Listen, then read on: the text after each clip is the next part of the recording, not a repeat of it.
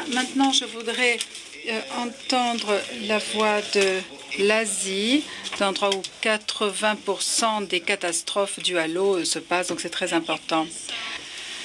Pour nous, les catastrophes liées à l'eau et aux sécheresses et aux orages dans les régions pacifiques sont évaluées à 270 milliards de dollars, donc de coûts sur les 6 dernières années. 85% des catastrophes de la région sont liées à l'eau et 57% des dégâts économiques. Donc, je pense que pendant les 40 dernières années, les actions ont été menées, on a sauvé des vies, mais la perte économique due aux catastrophes liées à l'eau se sont multipliées par 20. Donc, je pense que c'est quelque chose que nous pouvons sûrement anticiper, un petit peu comme les impacts du changement climatique sur cette région. Et pour nous, cela signifie avoir un impact sur de très grandes économies comme celle de la Chine, de l'Inde, du Vietnam, des Philippines, du Bangladesh, qui courent toujours le risque de ce type de catastrophe. Pendant les 25 dernières années, nous avons dépensé à peu près 14 milliards de dollars de soutien justement lié aux catastrophes liées à l'eau. Et je pense donc que nous aurons besoin d'augmenter, de remettre à niveau ce type de dépenses. Ça va être une nouvelle échelle conceptuelle. Nous avons vraiment besoin de travailler avec beaucoup de partenaires différents, justement pouvoir démultiplier nos capacités dans ces régions. Et d'ailleurs, je disais que probablement l'alliance, la coopération avec le Japon sera très utile. Une chose que je voudrais aussi citer, je ne crois pas l'avoir entendu jusqu'à présent, mais corrigez-moi si c'est une répétition, c'est le fait de faire un peu plus de place, un peu plus de sentiment de responsabilité de la part des pays individuels pour qu'ils développent leur propre plan d'action. Je veux dire qu'en tant qu'institut de développement, nous pourrons certainement apporter l'état de l'art, de la technologie, donc tous les progrès. Mais au niveau des pays, eh bien, ce sont eux qui, en fait, détiennent la responsabilité. Et donc, nous insistons sur des plans nationaux d'urgence. Par exemple, récemment, en Thaïlande, eh bien, la Thaïlande ne voulait pas d'intervention extérieure, que personne les aide. En fait, ce qu'ils voulaient de notre part, c'était que nous mettions en place une espèce de plateforme d'échange de savoir-faire, de connaissances pour justement rapidement passer en revue l'expérience de beaucoup de pays, beaucoup d'approches, afin de faire leur choix, de voir ce qu'ils pouvaient faire.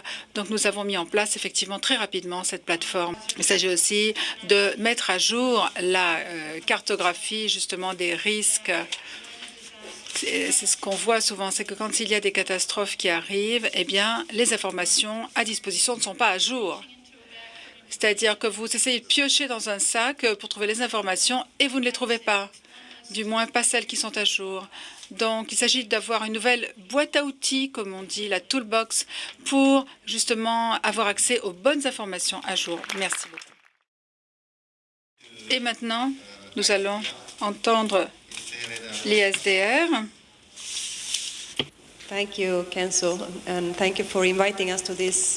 Merci beaucoup, Kenzo. Donc, nous entendons la voix d'Elena Molin-Valdez. Et comme l'a dit la personne qui m'a précédée, beaucoup de sujets ont déjà été abordés. Ça me rend la tâche plus facile. Mais je pense que nous n'avons peut-être pas, en ce qui concerne les leçons à tirer,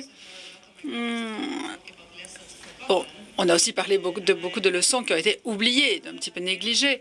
Mais il est important d'avoir cette culture de la mémoire.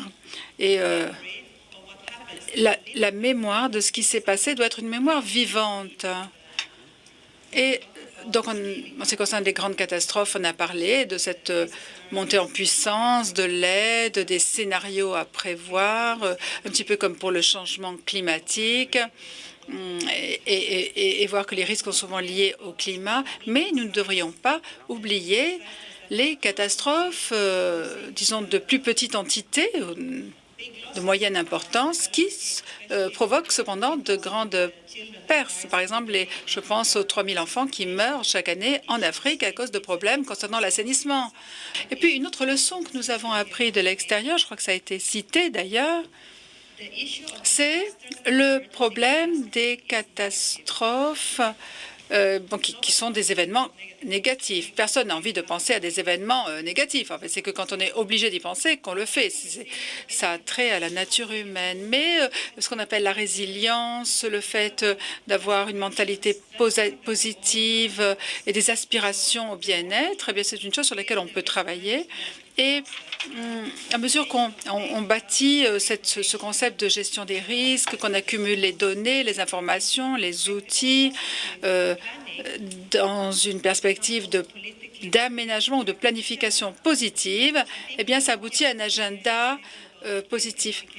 Car je crois qu'on n'a pas tellement parlé des implications politiques en fait de ces catastrophes. Bon, c'est vrai, on voit des premiers ministres qui doivent démissionner, des maires qui parfois se suicident, d'ailleurs après certains événements, parce qu'ils se sentent extrêmement responsables de ce qui s'est passé. Mais il faut penser aussi à construire un agenda politique positif pour justement dans certains buts, bon, pas seulement pour être réélu en tant que responsable politique, mais dans un objectif, un but de prospérité, du bien-être de collectivité. Il y a ce concept de la résilience. Quand le débat s'installe, alors on commence à dire, voilà, c'est ce que nous faisons, voilà les indicateurs que nous utilisons. Pourquoi est-ce que nous ne combinons pas nos indicateurs du niveau mondial, national ou des indicateurs financiers avec les aspirations des communautés locales?